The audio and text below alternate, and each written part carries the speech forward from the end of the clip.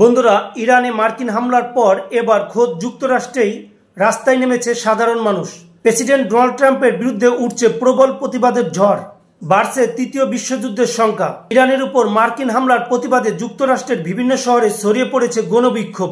New York, Los Angeles সহ বহু শহরের রাজপথে হাজারো মানুষ ট্রাম্প বিরোধী স্লোগানে মুখরিত হয়েছে।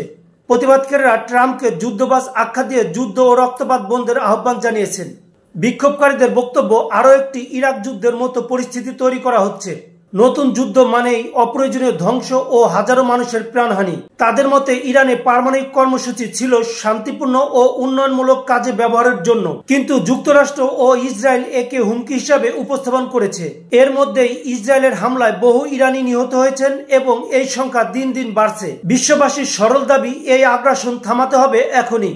বিক্ষোভকারীরা মনে করিয়ে দিচ্ছে, ইতিহাসের একমাত্র পারমাণবিক অস্ত্র ব্যবহার করেছে যুক্তরাষ্ট্রই।